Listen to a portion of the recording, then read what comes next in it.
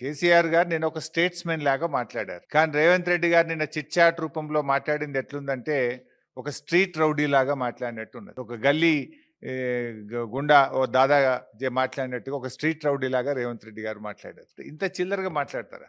కేసీఆర్ గారు చాలా గొప్పగా ఆయన మాట్లాడుతూ ఒక మాట అన్నారు, తెలంగాణకు నొక్కుబడనీయను అన్నాడు. తెలంగాణకు నొక్కుబడనీయను అని కేసీఆర్ గారు అంటే ఈ ముఖ్యమంత్రికి, ఈ సాగునీటి మంత్రికి ఎందుకంత నొప్పి కలిగిందో నాకు అర్థమైతలేదు. ఎందుకంటే తప్పు చేసింది కనుక మీకు నొప్పి కలిగింది. ఉత్తమ్ కుమార్ రెడ్డి గారు ఉత్తర కుమారుడుగా నిన్న తేలిపోయినటువంటి పరిస్థితి. మరి నీ 4000 పెన్షన్ ఎందుకు ఇస్తలేవు? ప్రజలకు బాండ్ పేపర్ మీద రాసిచ్చినావు కదా, గ్యారంటీ కార్డు ఇచ్చినావు కదా, 2 ఏళ్ళు అయిపోయింది, 4000 పెన్షన్ ఏమైందని కేసీఆర్ గారు అడిగారు. దానికి సమాధానం చెప్పిండ్రా మీరు?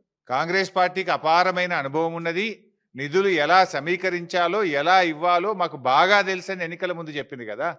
ఏమైంది మీ అనుభవం? మీ అనుభవం అంతా దోపిడీకి, కమిషన్లకు, వాటాలకు, లూటీలకే సరిపోతుందా? అరే ఎరువులు దొరుకుతలేవు.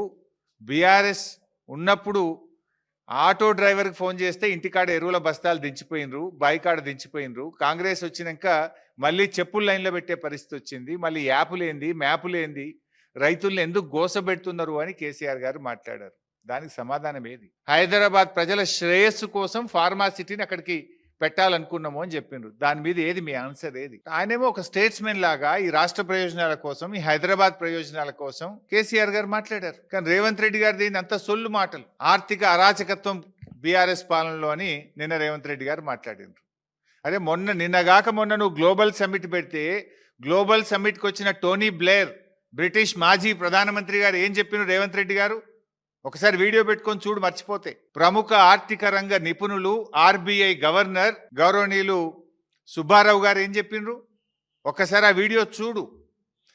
కొత్త రాష్ట్రమైన తెలంగాణ అద్భుతంగా ఆర్థిక ప్రగతిని సాధించింది, 3 రెట్ల జిఎస్డిపిని సాధించింది, 3 రెట్లు పర్ క్యాపిటా ఇన్కమ్ పెరిగింది అని కేసీఆర్ పాలనను నువ్వు పిలుచుకున్నటువంటి అతిథులే నిన్ను కూర్చోబెట్టి నీ సమక్షంలోనే చెప్పింది కదా.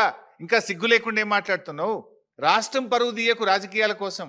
ఈ రాష్ట్రం గొప్పగా ఉన్నది ఆర్థికంగా అని మాజీ ప్రధాని, మాజీ ఆర్బీఐ గవర్నర్లు ఒకవైపు కితాబిస్తుంటే నువ్వు రాజకీయాల కోసం ఎందుకు ఈ చిల్లర మాటలు మాట్లాడుతున్నావు? రాష్ట్ర ప్రజల పరువు ఎందుకు తీస్తున్నావు?